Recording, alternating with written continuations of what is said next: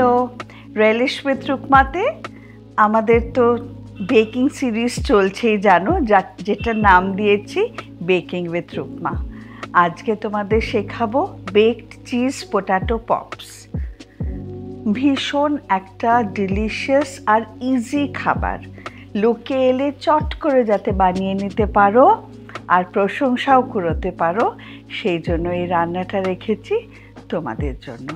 আর তোমরা এটা দেখো, পুরো রেসিপিটা স্টেপ বাই স্টেপ, কোনোটা স্কিপ করো না যেন। আর ভালো লাগলে বন্ধুদের সাথে শেয়ার করে নিও, সাবস্ক্রাইব করো আমার Facebook page relish with Rukma, আর ফলো করো আমার ইউটিউব চ্যানেল, ওটাও সাবস্ক্রাইব করে দিও।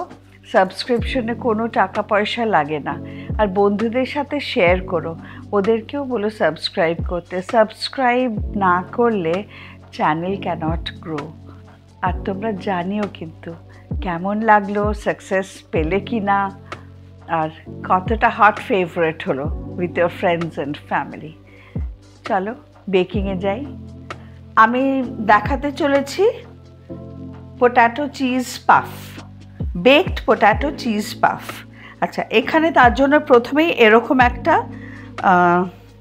জিনিস লাগবে, যেগুলো তোমাদের, এগুলো হচ্ছে পেস্ট্রি কেসেস, হ্যাঁ, এরকম লাগবে একটা, কিনতে হবে।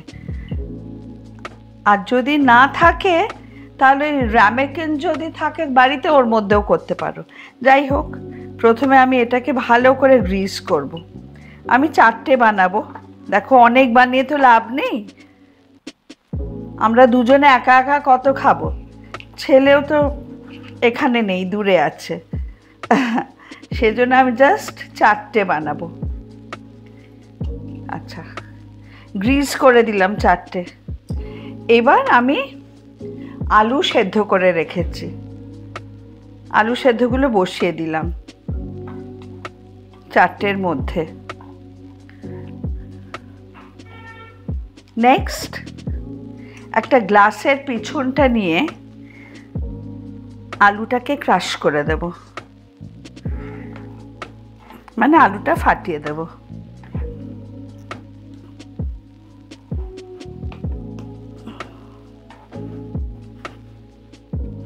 আচ্ছা, এটা তো গেল। এইবার এই আলু থেকে আমরা খানিকটা আলু স্কুপ আউট করে নেব, খানিকটা, সবটা নয়।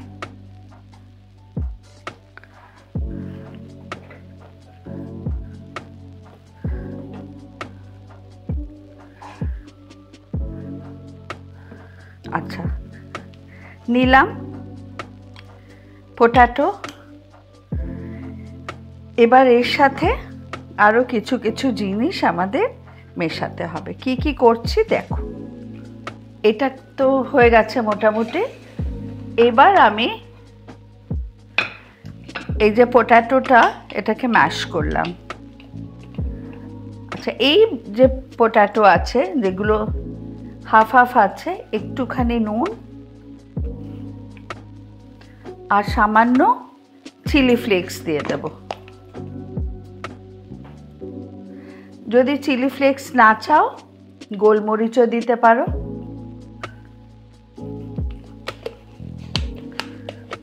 এটা হলো। এবারে এখানে খানিকটা স্প্রিং অনিয়ন, এটা স্প্রিং অনিয়নের ওই সাদা দিকটা, শ্যালটসটা, হ্যাঁ, একটুখানি স্প্রিং অনিয়ন দিচ্ছি,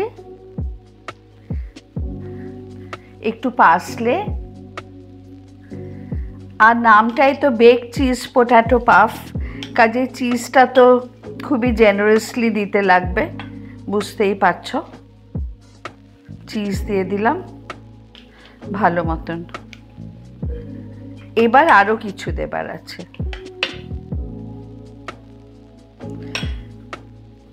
এবার দেব একটু গার্লিক পাউডার,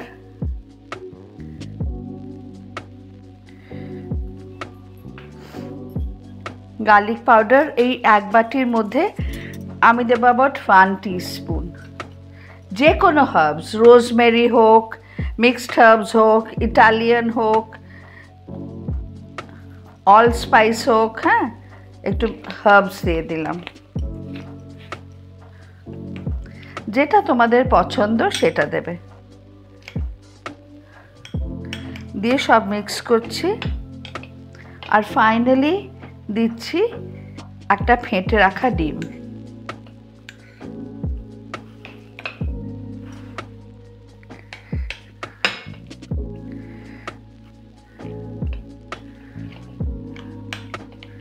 যারা ভেজিটেরিয়ান তারা বলতে পারো যে ডিম না দিলে কি হয়।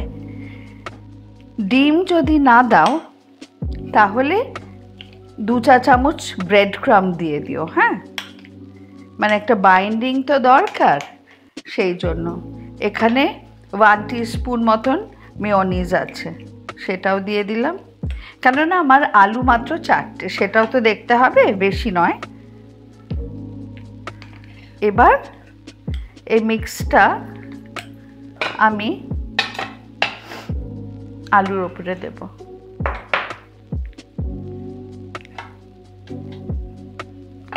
আচ্ছা, এখানে আলু কিন্তু নিতে হবে বড় সাইজের, বেশ বড় সাইজ, হ্যাঁ।